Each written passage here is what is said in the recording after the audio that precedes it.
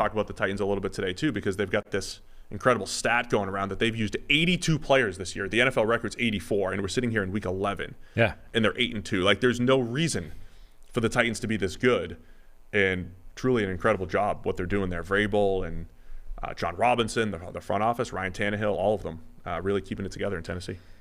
Yeah, like the injuries that they've had and that winning streak is just insane. So, okay, you beat Jacksonville, big whoop.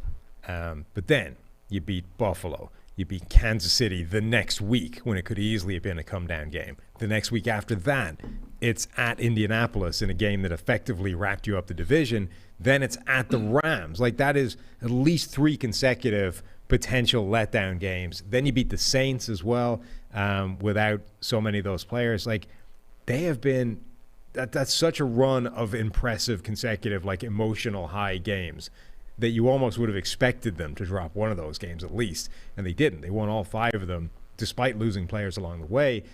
I do wonder that, you know, we've been pushing this narrative of this offense is like 4 guys deep, and then once you lose any one of those guys or 2 of them, you're certainly screwed.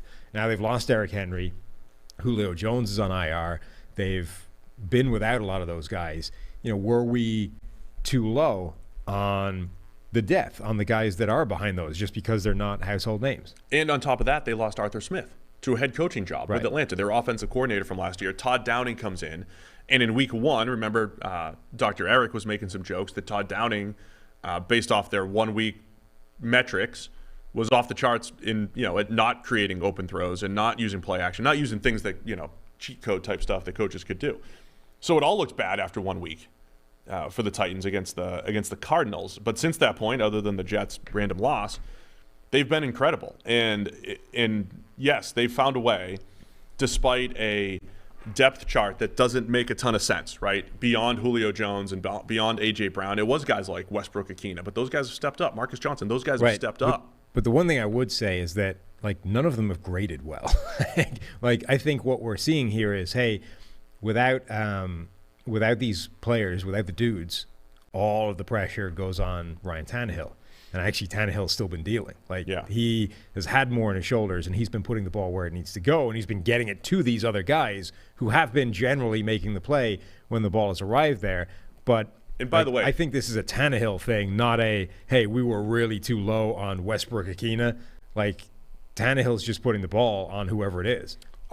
So we keep citing the Jets game. But if we go back to that, I believe Tannehill had 3 big-time throws in that game that all fell incomplete, because that was the game where their offense was screens to Jeremy McNichols. Like, that was their offense. They did not have anybody to throw to. And Tannehill, 3 big-time throws, I think they all ended up incomplete because they had nobody that could catch. I think the Tannehill factor is a huge part of it. His grading is really interesting over the last 3 years, too, because he's ended up right around 90 now for the 3rd straight year. He's at 89.5. He is less consistent, I would say, than other quarterbacks that are up in that range. He has a lot of games like low 60s and high 50s, so he has some less than stellar games up there, but he has some really good games too. So a game grade of 89 or 90, I describe this all the time. Those are really, really good games. Now, a season grade is kind of like on a different scale, but when you get into the high 80s and low 90s from a game grade standpoint, Tannehill's got a bunch of those over these last few years. So he does have these games where he is just on fire. That was the Kansas City game this year. That was Seattle when they made their comeback in week 2, when Derrick Henry was a big part of that as well. So I really think it's Tannehill having games like that combined with what Vrabel has done. And I mentioned a couple weeks ago, I think Mike Vrabel could be in this Mike Tomlin category of, like, he's just always going to have a good team. And even with adversity, like, you'll find a way to be good. And I've seen some people call Tomlin overrated. Some people think he's properly rated. Some people think he's great. Whatever you want to think of Mike Tomlin, he's a guy that's lasted a while and won a lot of games.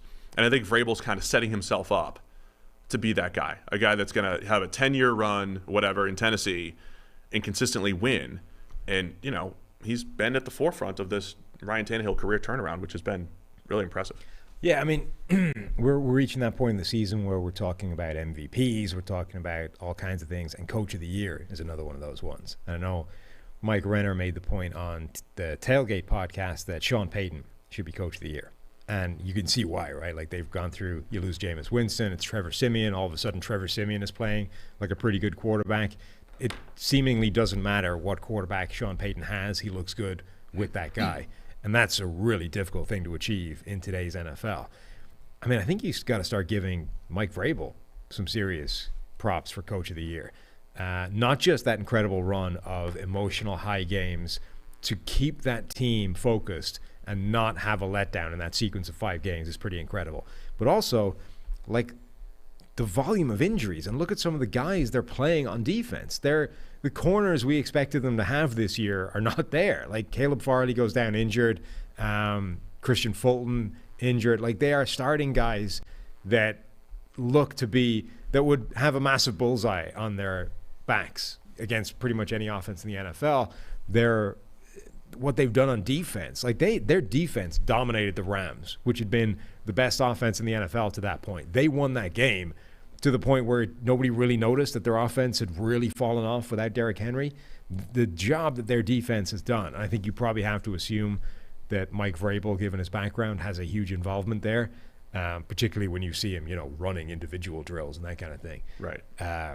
Like Mike Vrabel probably should deserve some serious Coach of the Year consideration. I would say Vrabel, if he's going to make his Coach of the Year case, here's how he would do it. He would log in as a PFF Elite user, go to Premium Stats 2.0.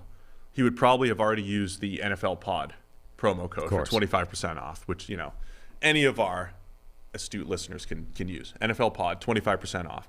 And you go to the defense page for Tennessee. It's my favorite part. No matter how big your computer screen is, you almost certainly have to scroll down to see all the defensive players.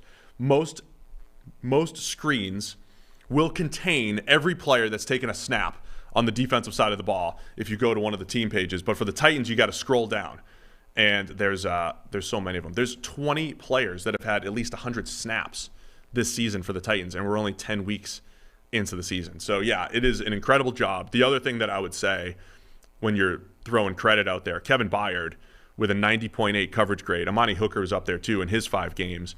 But Kevin Byard having a 90.8 coverage grade when they've had all this turnover at corner and at safety and everywhere around him. Byard has been the consistent force back there with 5 picks, 5 pass breakups, and making a ton of plays. I think he deserves a legitimate Defensive Player of the Year consideration because it's not just interceptions. It's like the entire body of work, the grade, and him being a part of this defense that's used something like 40 players or so. 39.